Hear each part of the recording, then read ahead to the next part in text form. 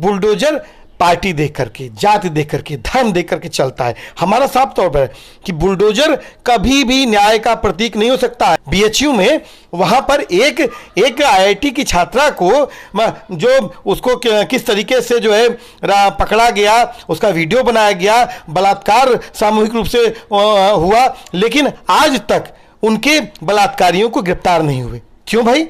अगर आपका किसी जगह पर आप जाके तुरंत आप पकड़ ले रहे हो और गोली मार दे रहे हो तो काहे नहीं गिरफ्तार कर रहे हैं? दिनेश नाली रहुआ ने पिछले दिनों जब बोला कि आजमगढ़ के लोग मनबड़ हैं, इनको घुटने में गोली मार दो, इनको ऊपर पहुंचा दो, जेल में डाल दो, तो यहाँ की जनता जान गई कि ये दरअसल ये निरहुआ जो है सिर्फ एक डायलॉग मारते हैं और वे डायलॉग मारने वाला आदमी जो है जनता के ही खिलाफ होता है। नमस्कार, मेरा नाम शेख उमर आज़मी है। बहुत बहुत स्वागत है आप सभी का ज़िया न्यूज़ पे।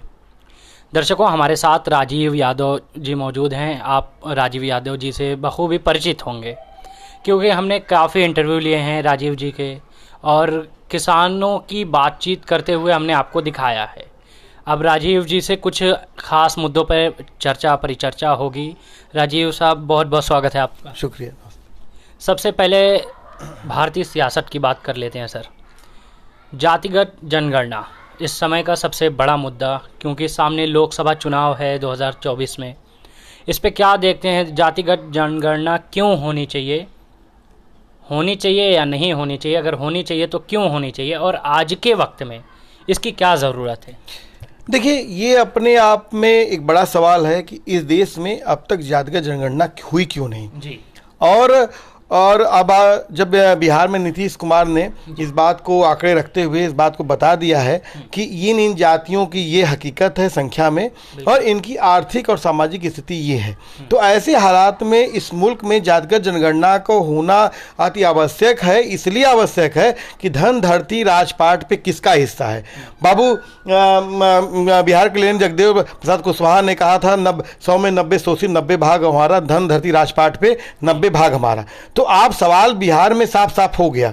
और ये जो बिहार की तस्वीर है इस पूरे मुल्क की तस्वीर है कि इस मुल्क में जो है ये जो जातियां हैं इनकी संख्या में बड़ी तादाद में है, लेकिन ये सत्ता संसाधनों पे इनका हकदारी का जो सवाल है वो बहुत ही कम है। और जो आपने कहा कि इस चुनाव का जो सवाल है कि इस चुनाव में साफ तौर पर है कि हम लोग बार बार एक नारा लगाते हैं कि सब टूट कर मंडल जाएंगे, हम फिर से मंडल लाएंगे। इस देश में दरअसल प्रॉब्लम मनुवाद और ब्राह्मणवाद है जो कि देश को जातियों के खाके में बांटा हुआ है। और हम कहते हैं कि बाबा साहब भीमराव अंबेडकर के अनुयायी हम लोग हैं और हम कहते हैं कि जातियों का खात्मा हो जाना चाहिए और जातियों का खात्मा जब तक नहीं होगा तब तक गैर बराबरी छुआछूत भारत में बना रहेगा। ये अभिशाप है। ये संविधान में भी इसका निषेध करने की बात कही गई है और इसीलिए हम कहते हैं कि आज फिर से आप याद करिए कि जिस दौर में बाबरी मस्जिद विध्वंस का जो तांडव किया गया, जो संघ पूरा प्रायोजित था, उसके बाद मिले मुलायम काशीराम हम उड़ गए जय श्री राम, पूरे उस नैरेटिव में चेंज कर दिया। और आज फिर से जो पूरा बिहार में जातिगत जनगणना के जो आंकड़े आए हैं, पूरे बिहार नहीं पूरे देश में जगह जगह, आज मध्य प्रदेश, राजस्थान, छत्तीसगढ़ जहां पर भी चुनाव हो रहा है इसकी बात हो रही है। और साफ तौर पर है कि आने वाले 2024 में एक बड़ा एजेंडा होगा। और मैं साफ साफ कहूंगा कि सोशल जस्टिस की पार्टियों पर भी ये सवाल है कि अगर शायद जातिगत जनगणना का सवाल 2011 में अगर जनगणना के साथ जातिगत जनगणना हो गई होती या उसके बाद 2020 और 21 में जब जनगणना होता तब जातिगत जनगणना का सवाल उठा होता, तो सीए एनआरसी के नाम पर जो इस देश में विभाजनकारी कानून लाए गए ये शायद नहीं आते। मैं आपसे अगला सवाल करना चाहूँगा। देवरिया की घटना बड़ी घटना है, नरसंहार कह सकते हैं इसको। आप देवरिया की घटना होने के बाद आप उनके परिजनों से मिले जाकर देवरिया, क्या ऐसा रहा एक्सपीरियंस आपका? उनसे क्या बातचीत क्या हुई आपकी पर्सनल है? कैसा रहा एक्सपीरियंस? और ख़ासकर इस बात को लेकर कि उस जगह पे बाबा का बुलडोज़र, इस बुलडोज़र की पॉलिटिक्स पर क्या कहेंगे आप? देखिए, बुलडोज़र कभी इंसाफ का प्रतीक नहीं हो सकता, न्याय का प्रतीक नहीं हो सकता, यह इनकाउंटर भी न्याय का प्रतीक नहीं हो सकता है। और देवरिया की घटना में मुझे लगता है कि योगी आदित्यनाथ जी को इन दोनों बातों को समझ लेना चाहिए। जो वो कहते थे कि जो उनकी पुलिस कहती थी, जो उनका नैरेटिव था पॉलिटिक्स का कि फैसला इन द स्पॉट, ठोक दो, राम नाम सत्य है, ऊपर पहुंचा देने का, वही हुआ ना देवरिया में कि एक प्रेमचंद यादव की घटना, हत्या हुई और हत्या के बाद गांव के लोगों ने, सिर्फ एक जात के लोगों ने नहीं, उसमें आप देखेंगे तो ब्राह्मण समाज के लोग भी नामजद हैं। एक उस पॉपुलर नेता प्रेमचंद यादव की हत्या के बाद उस परिवार पर हमला कर दिया, जिसमें कई लोगों की जान गई। और इसके लिए सीधे तौर पर योगी जी की जो पॉलिसी है, जो फैसला ऑन द स्पॉट है, वो जिम्मेदार। लेकिन योगी जी क्या करते हैं, उनको सीखना चाहिए था, लेकिन योगी जी जाते हैं और कहते हैं कि हम बर्दाश्त नहीं करेंगे।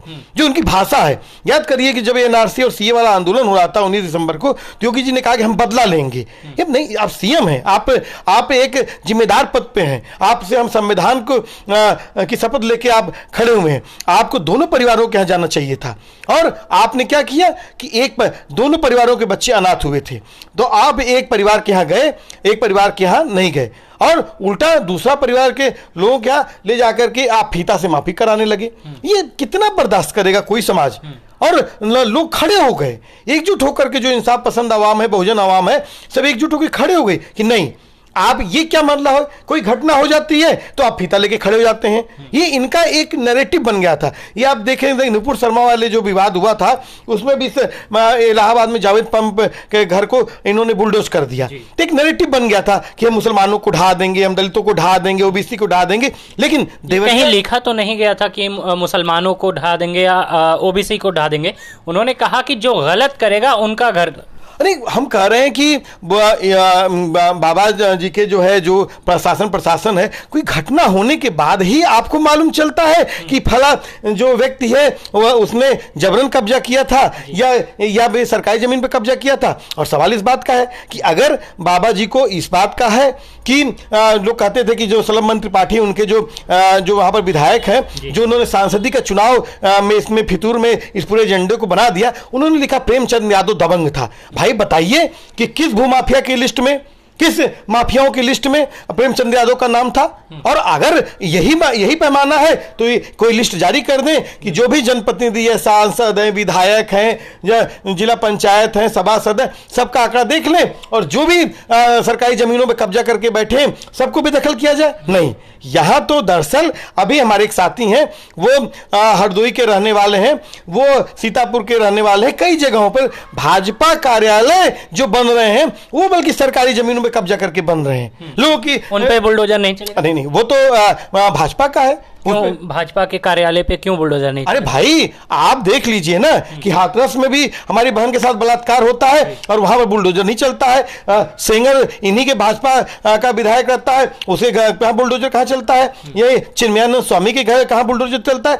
बुलडोजर पार्टी देख करके, जाति देख करके, धर्म देख करके चलता है। हमारा साफ तौर पर कि बुलडोजर कभी भी न्याय का प्रतीक नहीं हो सकता है। और साफ तौर पे कहें, अगर हिंसा को हिंसा से खत्म किया जा सकता था। कह रहे हैं कि बुलडोजर बहुत सोच समझ के चलाया जाता है। हाँ एकदम, यो एक नैरेटिव है, जो फासिस्ट नैरेटिव है, जो हिंसा को हिंसा से खत्म करना चाहता है, ये नहीं खत्म कर सकते हैं। अपराध को अपराध नहीं खत्म कर सकता है। अगर रहता तो देश में न्यायपालिका और कानून की जरूरत नहीं पड़ती।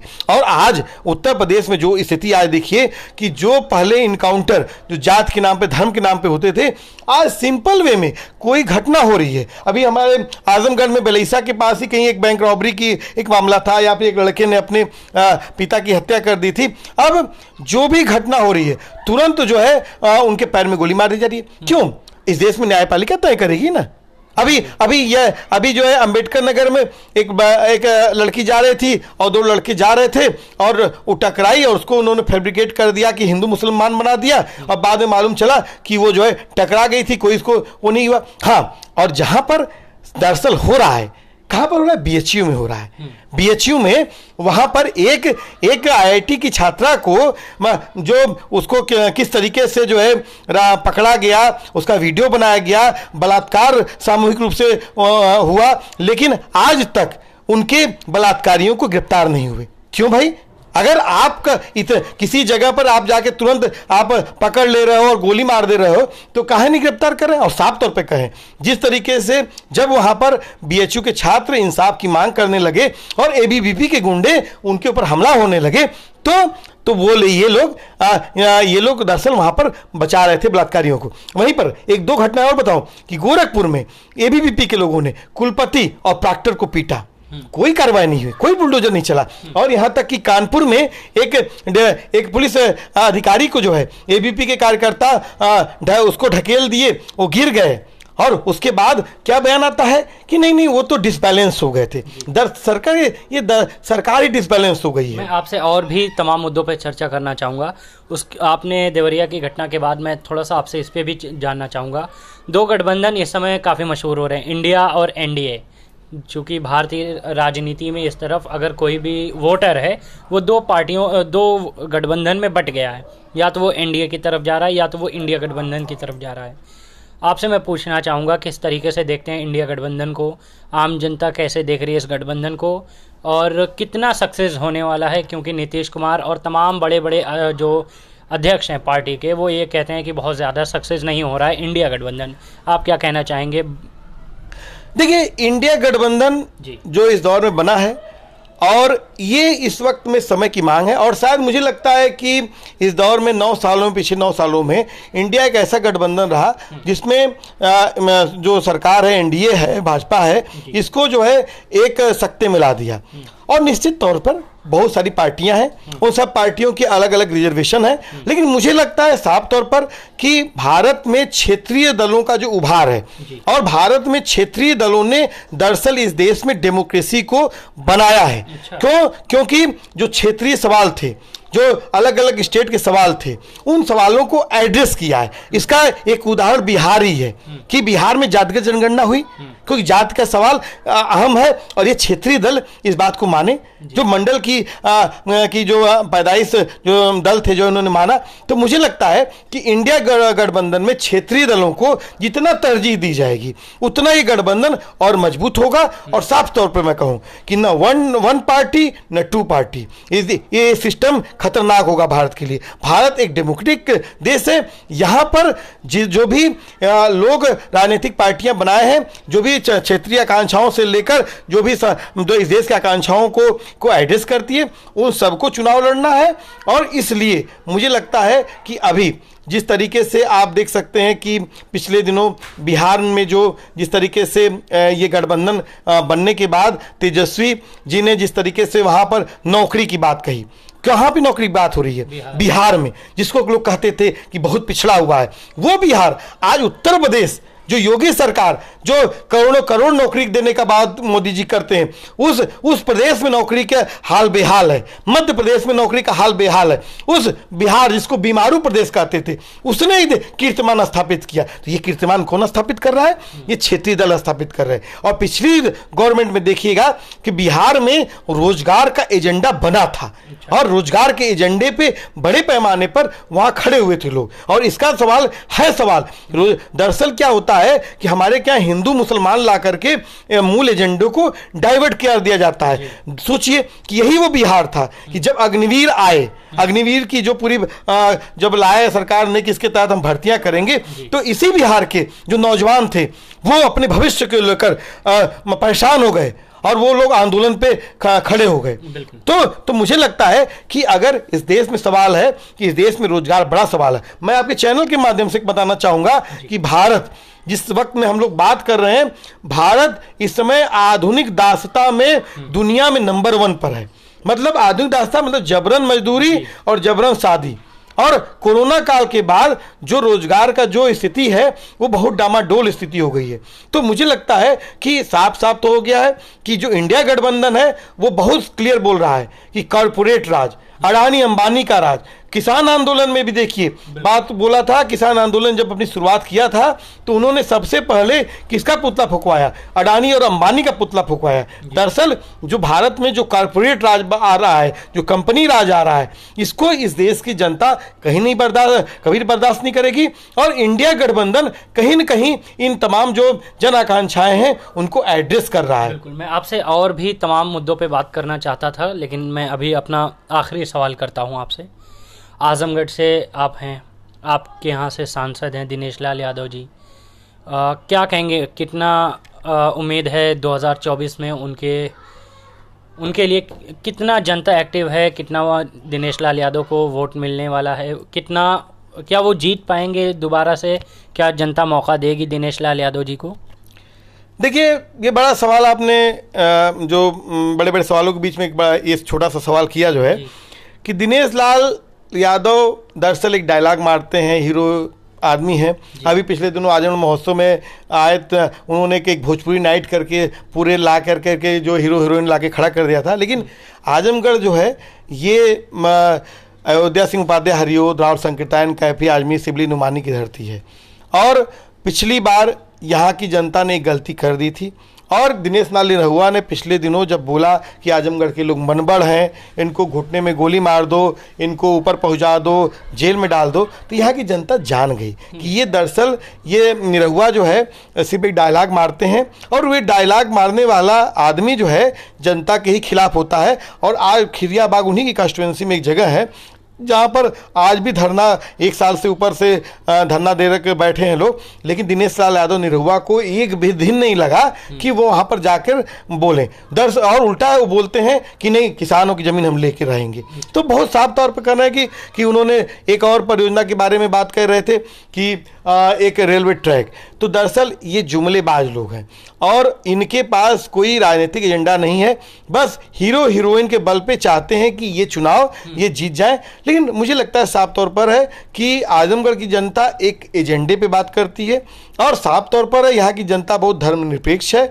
और ये जो जगह है ये जो यहाँ पर जो बहुजन राजनीति का सेंटर रहा है और यहाँ पर आप आज भी देखिए तो यहाँ पर जो सोशल जस्टिस की पार्टियों के अलावा अन्य पार्टियों के लिए यहाँ पर जगह नहीं मिलती है। और आज भी जो है 10 के 10 विधायक जो है समाजवादी पार्टी के हैं। तो इस लहर में भी इसके पहले भी आप देख सकते थे पिछले चुनाव में भी तो 9 विधायक थे। एक विधायक इसलिए थे क्योंकि वो रमाकांत यादव के पुत्र थे, इसलिए वो जीत गए थे भाजपा से। तो आजमगढ़ की जमीन भाजपा के लिए कभी भी नहीं रही है। यहाँ इतना कीचड़ नहीं हो पाया कि कमल कभी आप खिल पाए। लेकिन पिछले दिनों जो है कि एक एक्सीडेंट हुआ और उस एक्सीडेंट को लोगों ने यहाँ देख लिया है और साफ तौर पर है हमारा पूरा एजेंडा है कि खेती, किसानी, जवानी का सवाल, यहाँ पर माइग्रेंट लेबर का सवाल हम इस इलेक्शन में लगातार कैंपेन कर रहे हैं, गाँव गाँव चौपाल कर रहे हैं। क्यों? क्योंकि इस इलाके में माइग्रेंट लेबर का सवाल सबसे अहम सवाल है।